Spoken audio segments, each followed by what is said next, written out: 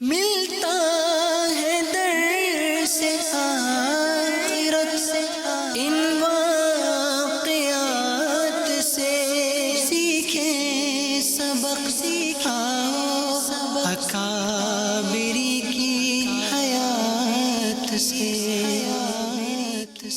الحمدللہ رب العالمین والصلاة والسلام علی سید المرسلین، اما بعد فاعوذ باللہ من الشیطان الرجیم، بسم اللہ الرحمن الرحیم۔ الصلاة والسلام علیک یا رسول اللہ وعلی آلک واصحابک یا حبیب اللہ، الصلاة والسلام علیک یا نبی اللہ وعلی آلک واصحابک یا نور اللہ۔ پیارے اسلامی بھائیوں اور مدنی چینل کے ناظرین، پروگرام ہے ایک قصہ ایک سبق، اور آج ہم آپ کے سامنے انشاءاللہ غربت اور قناعت کی فضیلت کے متعلق بیان کریں گے۔ آئیے سب سے پہلے درود پاک کی فضیلت سنتے ہیں۔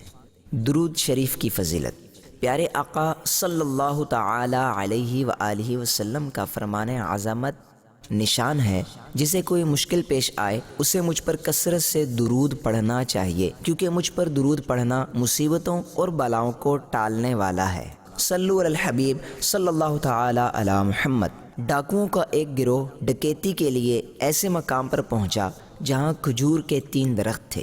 ایک درخت ان میں خشک یعنی بغیر کھجوروں کے تھا۔ ڈاکوؤں کے سردار کا بیان ہے، میں نے دیکھا کہ ایک چڑیا پھلدار درخت سے اڑ کر خشک درخت پر جا بیٹھتی ہے اور تھوڑی دیر بعد اڑ کر پھلدار درخت پر آتی ہے، پھر وہاں سے اڑ کر دوبارہ اسی خشک درخت پر آ جاتی ہے۔ اسی طرح اس نے بہت سارے چکر لگائے۔ میں تعجب کے مارے خشک درخت پر چڑھا تو کیا دیکھتا ہوں کہ وہاں ایک اندھا سانپ منہ کھولے بیٹھا ہے اور چڑیا اس کے منہ میں کھجور رکھ جاتی ہے۔ یہ دیکھ کر میں رو پڑا اور اللہ پاک کی بارگاہ میں عرض گزار ہوا، یا الہی، ایک طرف یہ سانپ ہے جس کو مارنے کا حکم تیرے نبی محترم صلی اللہ تعالی علیہ وآلہ وسلم نے دیا ہے، مگر جب تو نے اس کی آنکھیں لے لی تو اس کے گزارے کے لیے ایک چڑیا مقرر فرما دی۔ دوسری طرف میں تیرا مسلمان بندہ ہونے کے باوجود مسافروں کو ڈرا دھمکا کر لوٹ لیتا ہوں۔ اسی وقت غیب سے ایک آواز گونج اٹھی، اے فلاں، توبہ کے لیے میرا دروازہ کھلا ہے۔ یہ سن کر میں نے اپنی تلوار توڑ دی اور کہنے لگا،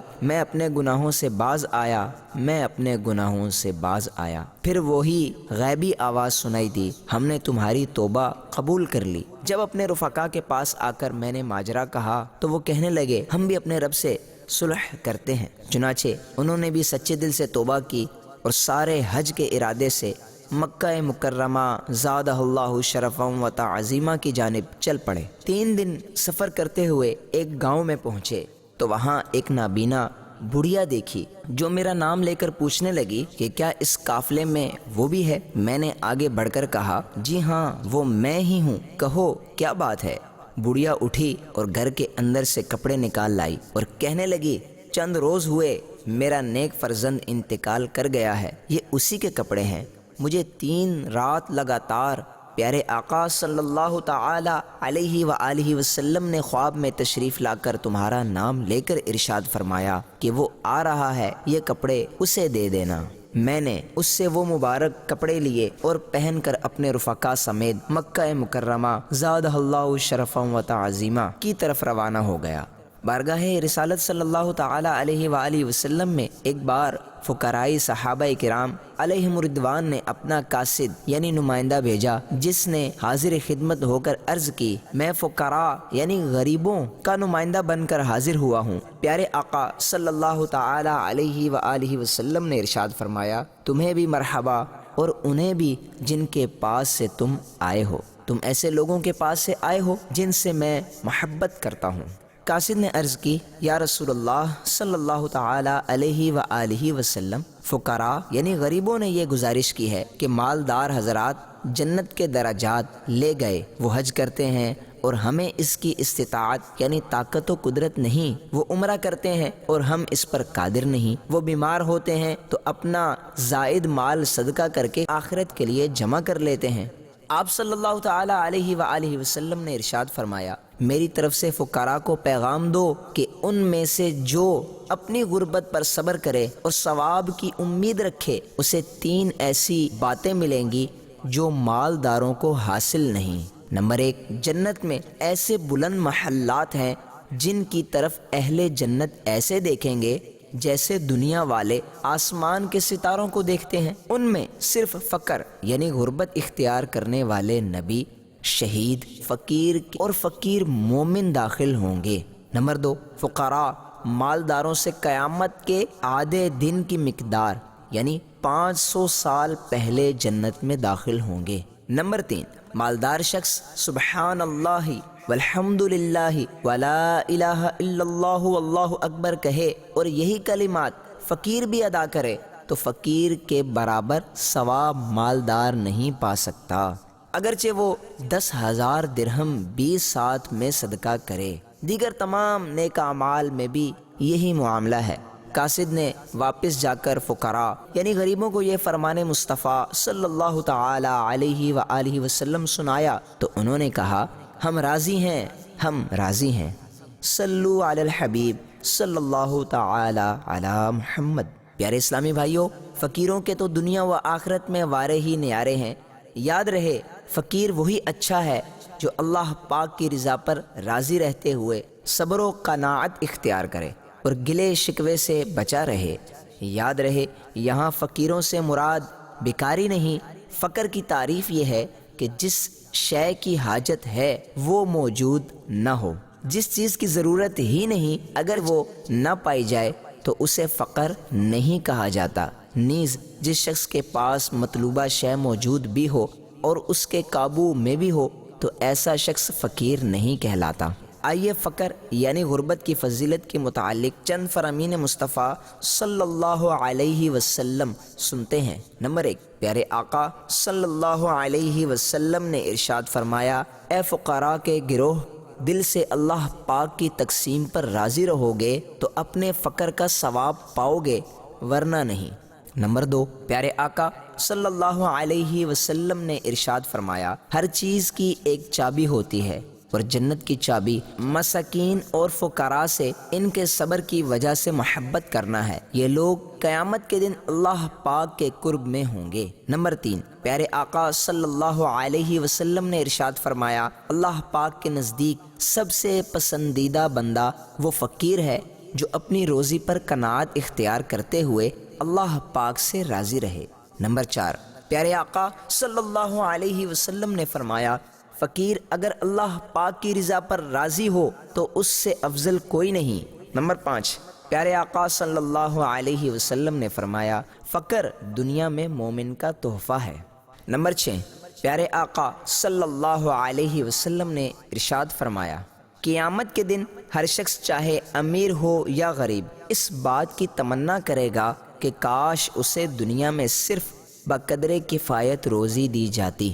نمبر 7، میری امت کے فقراء امیروں سے 500 سال پہلے جنت میں داخل ہوں گے۔ دولت دنیا سے بے رغبت مجھے کر دیجئے، دولت دنیا سے بے رغبت مجھے کر دیجئے، میری حاجت سے مجھے زائد نہ کرنا مالدار۔ صلو علی الحبیب صلی اللہ تعالی علی محمد۔ نہ تو مال میں ایسی رغبت ہو کہ مال ملنے پر خوشی محسوس ہو اور نہ ہی ایسی نفرت کہ مال کے ملنے پر تکلیف ہو اور اسے لینے سے انکار کر دے۔ ایسی حالت والے شخص کو راضی کہا جاتا ہے۔ قناعت کا لغوی معنی اکتفا کرنا یعنی کافی سمجھنا، صبر کرنا، تھوڑی چیز پر راضی اور خوش رہنا، جو ملے اسی میں گزارا کرنا، زیادہ طلبی اور حرص سے بچے رہنا قناعت کہلاتا ہے۔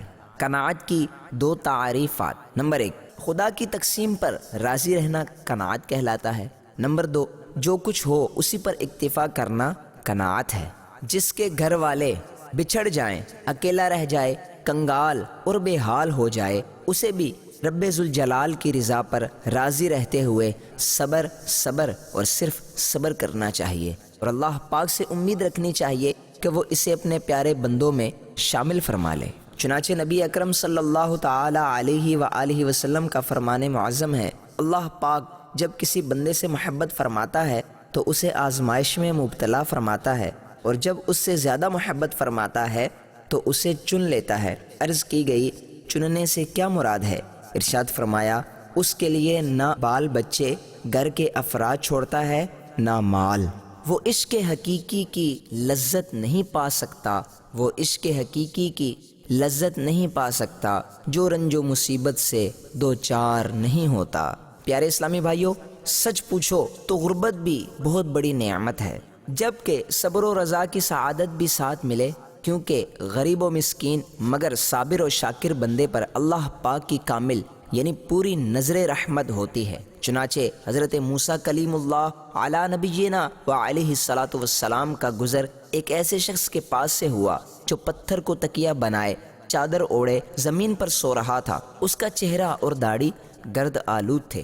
آپ علیہ السلام نے اللہ پاک کی بارگاہ میں عرض کی، یا اللہ، تیرا یہ بندہ دنیا میں ضائع ہو گیا ہے۔ اللہ پاک نے آپ اعلیٰ نبینا و علیہ الصلاۃ والسلام کی طرف وحی فرمائی، اے موسیٰ، کیا آپ نہیں جانتے کہ جب میں اپنے بندے کی طرف کامل یعنی پورے طور پر نظر رحمت کرتا ہوں تو دنیا کو اس سے مکمل طور پر دور کر دیتا ہوں۔ حضرت سیدنا عبداللہ بن مغفل رضی اللہ تعالی عنہ فرماتے ہیں کہ ایک شخص نے پیارے آقا صلی اللہ تعالی علیہ وآلہ وسلم کی بارگاہ میں عرض کی، یا رسول اللہ صلی اللہ تعالی علیہ وآلہ وسلم، خدا کی قسم میں آپ سے محبت کرتا ہوں۔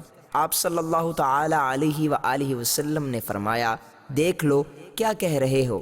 عرض کی، خدا کی قسم میں آپ صلی اللہ تعالی علیہ وآلہ وسلم سے محبت کرتا ہوں۔ اس نے 3 مرتبہ اسی طرح کہا۔ اس پر پیارے آقا صلی اللہ تعالی علیہ وآلہ وسلم نے فرمایا، اگر تو مجھ سے محبت کرتا ہے تو فقر کے لیے لباس تیار کر لے، کیونکہ جو مجھ سے محبت کرتا ہے اس کی طرف فقر اس سے بھی زیادہ تیزی سے آتا ہے، جس طرح سیلاب اس جگہ کی طرف جاتا ہے جہاں اسے ختم ہونا ہوتا ہے۔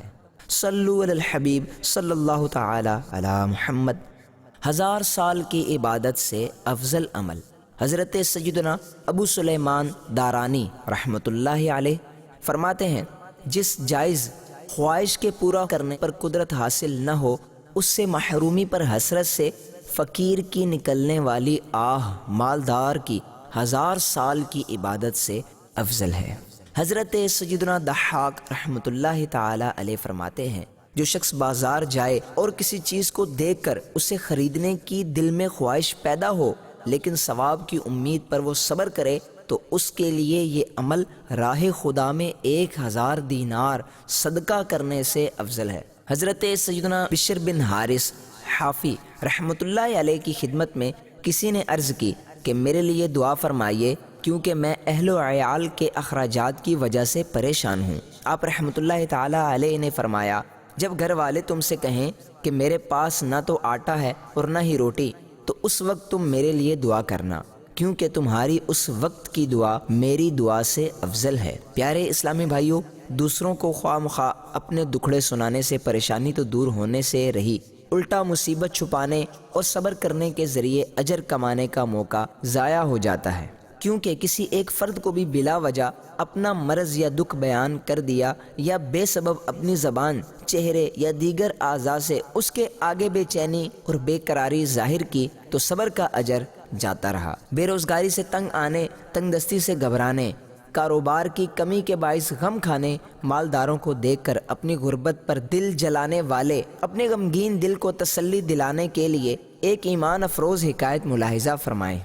حضرت سیدنا عطا خراسانی رحمۃ اللہ علیہ فرماتے ہیں، ایک نبی علیہ الصلاۃ والسلام دریا کے کنارے سے گزرے تو دیکھا کہ ایک شخص مچھلی کا شکار کر رہا ہے۔ اس نے بسم اللہ یعنی اللہ کے نام سے شروع کرتا ہوں کہہ کر دریا میں جال پھینکا، لیکن کوئی مچھلی نہ آئی۔ پھر ایک اور شکاری کے پاس سے گزرے، اس نے شیطان کا نام لے کر جال ڈالا تو اتنی زیادہ مچھلیاں نکلیں کہ اس کا وزن کرنا مشکل ہو گیا۔ ان نبی علیہ الصلاۃ والسلام نے بارگاہ خداوندی میں عرض کی، یا اللہ، یہ تو معلوم ہے کہ یہ سب تیری ہی طرف سے ہے، لیکن اس کی حکمت جاننا چاہتا ہوں۔ اللہ پاک نے فرشتوں سے ارشاد فرمایا، میرے بندے کو ان دونوں یعنی مچھلی پکڑنے والوں کا اخروی مقام دکھاؤ۔ جب انہوں نے بسم اللہ پڑھ کر جال ڈالنے والے کو ملنے والے آخرت کی عزت و عظمت اور شیطان کا نام لے کر جال ڈالنے والے کو ملنے والی آخرت کی رسوائی اور ذلت ملاحظہ فرمائی تو عرض گزار ہوئے، اے رب کریم، میں راضی ہوں،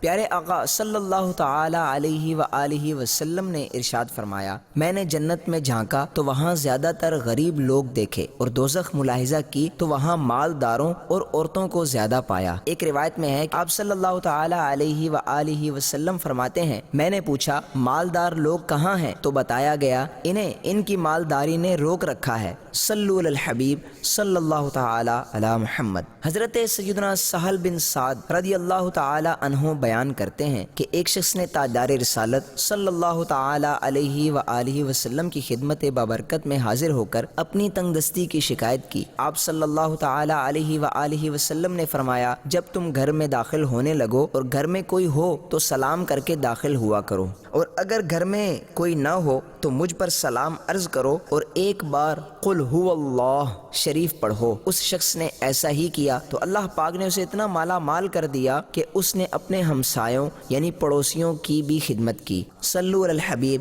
صلی اللہ تعالی علی محمد۔ اللہ پاک ہمیں قناعت کی دولت نصیب فرمائے، آمین۔